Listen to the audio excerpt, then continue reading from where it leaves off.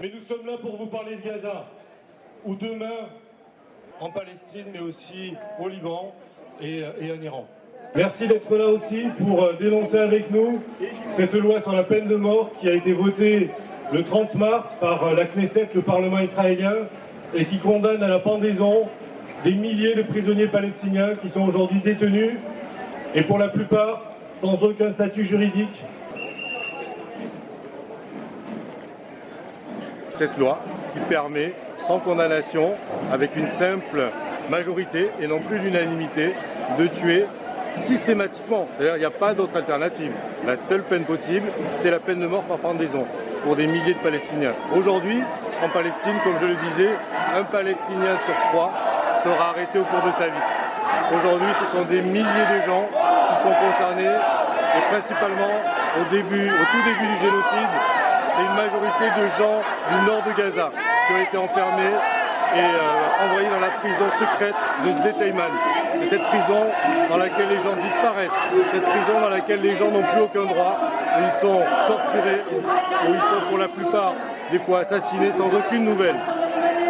Voilà le message que ça envoie au monde, voilà le message qu'Israël envoie aujourd'hui au monde. Israël est un État qui tue légalement par milliers.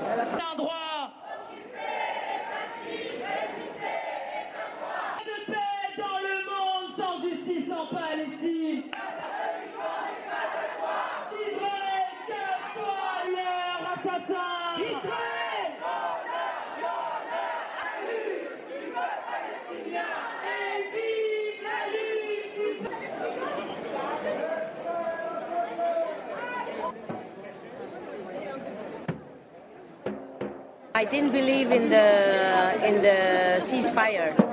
I don't believe in any ceasefire because I think that every time USA or Israel talks about ceasefire, it's a fake.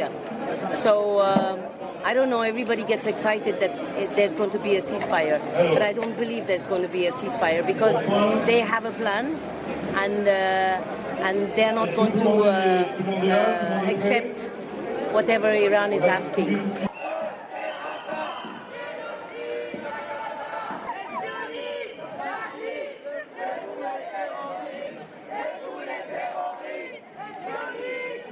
Emmanuel Macron, il y a longtemps que j'ai fait une croix dessus, mais l'État français, là, s'il fait voter la loi Yadan, il va quand même franchement rajouter une couche de sa connerie et son inhumanité. Ce serait vraiment incroyable d'assimiler le sionisme à l'antisémitisme, enfin l'antisionisme à l'antisémitisme. C'est vraiment, ça serait la goutte d'eau là. Macron finirait son deuxième quinquennat d'une façon incroyable.